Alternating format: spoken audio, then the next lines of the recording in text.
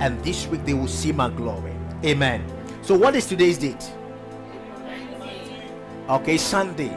I have a word for Ghana, and I had this word on April 8th 2026, which is yesterday, Saturday, right?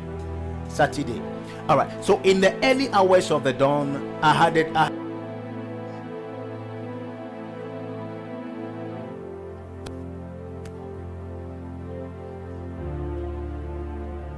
Amen.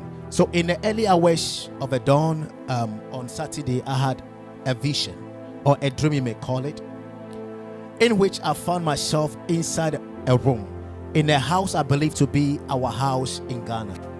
Although it did not resemble our actual home, I was in the room with my younger brother and my son when I noticed a military armored vehicle positioned behind the house with its gun aimed directly at the house, as though preparing to fire. Immediately, I urged everyone with me to leave the house, warning that it was about to be burned because armed individuals were targeting it.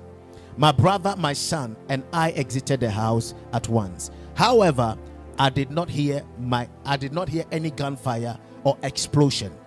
So I instructed my brother to watch over himself and my son while I rushed back inside the house to retrieve essential belongings we might need as we fled from the unfolding situation in the country. I returned to the room, gathered our bags containing clothes and other necessary items, and hurried back to where I had left them.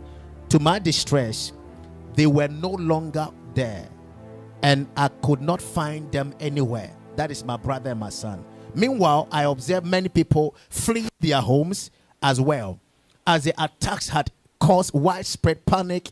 Everyone was running in search of safety, and I saw individuals devising ways to deceive the attackers who had invaded the country. As I continued searching for safety, I eventually reunited with my brother. I embraced him and immediately asked about my son. He explained that he had been with him, but something had happened and he lost sight of him. I urged that we search for him, and we began looking together. Soon after, we saw my son approaching us. I ran to him and I embraced him deeply, and the three of us held each other closely before continuing our search for a place of safety. The event unfolding in the country had caused chaos and displaced many people from their homes. I saw familiar faces, neighbors, classmates wandering the streets in search of refuge. At that moment, I awoke from the dream or vision.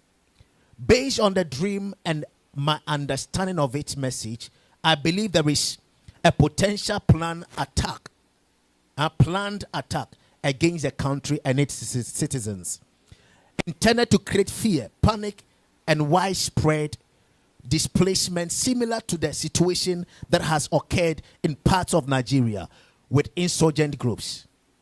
From what I perceived, there appears to be something approaching Ghana that could result in significant unrest, causing many people to flee their homes in search of safety.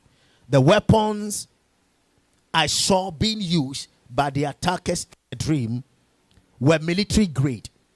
This suggests a serious and coordinated act of aggression against the nation and its people.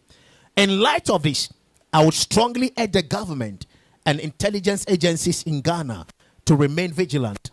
It is important to carefully monitor the nation's borders, identify any unusual movements or activities, and take proactive measures to investigate and apprehend any individuals or groups who may be entering the country with harmful intentions.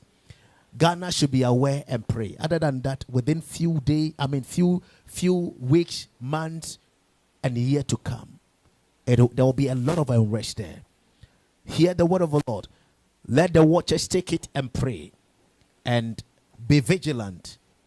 And I believe the Lord would have mercy on the situation and save the nation.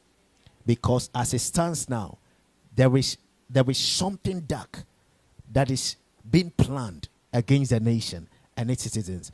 Ghana has been peaceful since 1957, since its independence. It's one of the countries in Africa that is peaceful. No wars, nothing like that. But now they want to things. Amen.